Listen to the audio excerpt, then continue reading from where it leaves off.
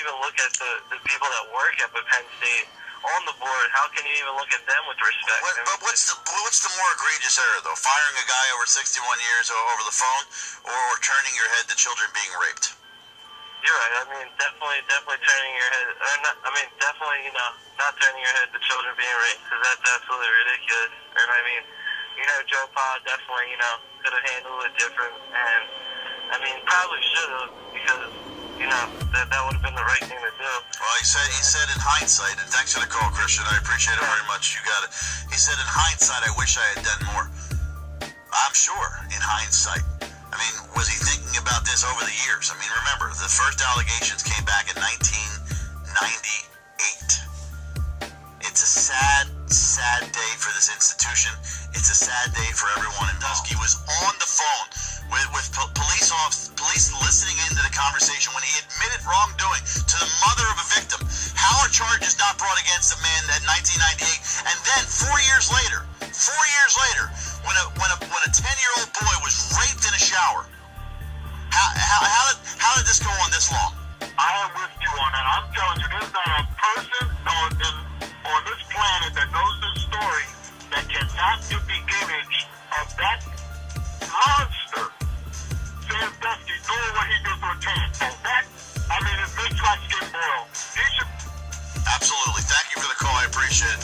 Lots of reaction tonight. Lots of emotion coming out tonight. Joe Pa out at Penn State. I mean, I'm watching him last night as he's walking in with his wife after everything, and I'm saying to myself, how can you justify what you did? It's hard to feel sorry. It's hard. It's exactly, and I think that's the thing that people are gripping with the most, having a hard time gripping with tonight, is that it's hard to feel sorry for an individual who had every opportunity over a span of all these years to go to the police for what someone told him firsthand he saw. He witnessed. But if he didn't see it, all right, you don't have to go to the police, but you should have encouraged McQuarrie to go to the police.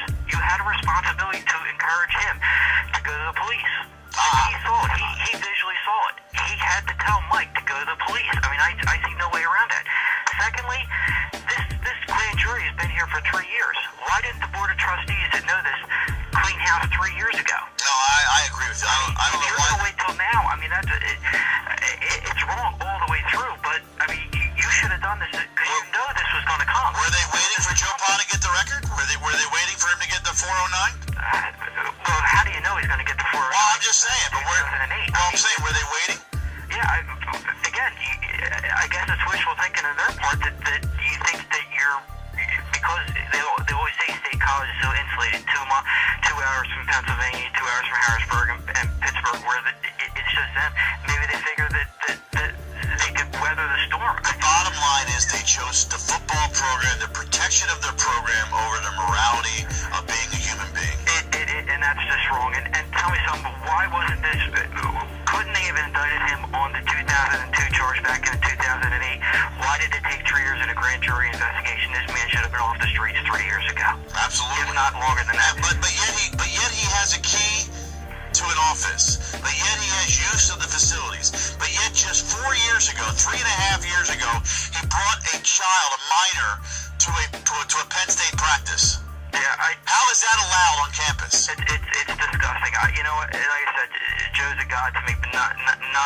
I don't want to hear anything about what he earned or what he deserved. Penn State this is about what you did, and you left him. Absolutely. He did. If he would have made that phone call to the police instead of the phone call, he would not have got a phone call tonight from the Board of Trustees. If he'd have made the phone call with Grant Spanier, if he'd have made the phone call with Curley and Schultz and Mike McQuarrie some 9 years ago, tonight would not be happening. Now, I couldn't agree with you more. And the crazy thing is, I mean, the only, and I don't want to defend anybody in any way, shape, or form here, but Joe says that hey, when he reported it, McQuarrie told him and his father told him that hey, we had the conversation and nothing happened, and that was the extent of it. And, yeah, that's not enough. That's not enough. That's not enough for me. I agree. If he saw something, he saw that it wasn't just horsing around. He saw it's in. I mean, again, we say this. We know indictments sometimes are findings, and they're not all facts. They're proven in the court of law.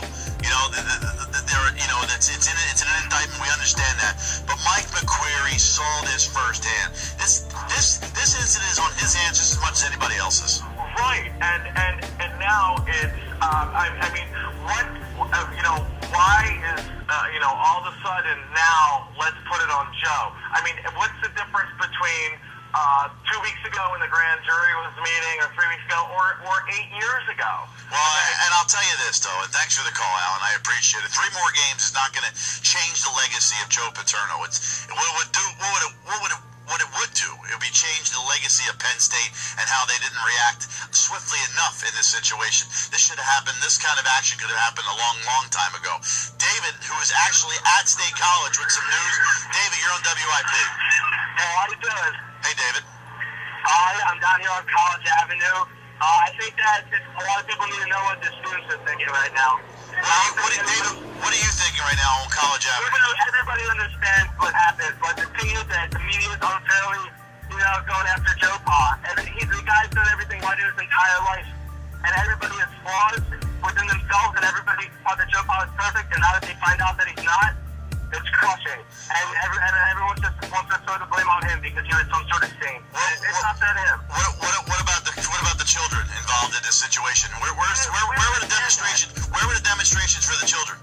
It was never an opportunity because the Board of Trustees acted completely without the consultation of the students, which is important to the people here. I think that's what the students feel. I think everybody thinks that Joe Pa's done enough in his career, that he deserves one more game at home, and obviously everybody sympathizes for the kids, and it's horrible it happened.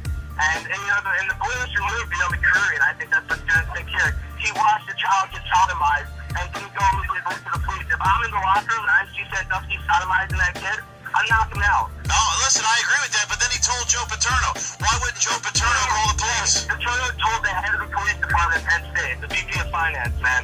And he told the VP of Finance who just got indicted for perjury.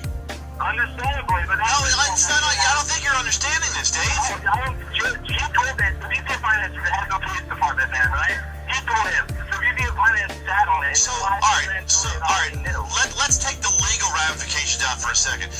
David, you have a point that he did something legally correct, but what about the moral compass? Hey, I understand.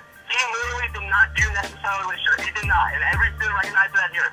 But everybody thinks that he deserves one more game to go out at home after so much that he's done for this university, after so much that he's done for people and the kids who've gone through the football program. Everybody thinks that he deserves one more game and that he deserves to go out with dignity and not to be given a letter and a phone call that he got fired. That's the rationale the students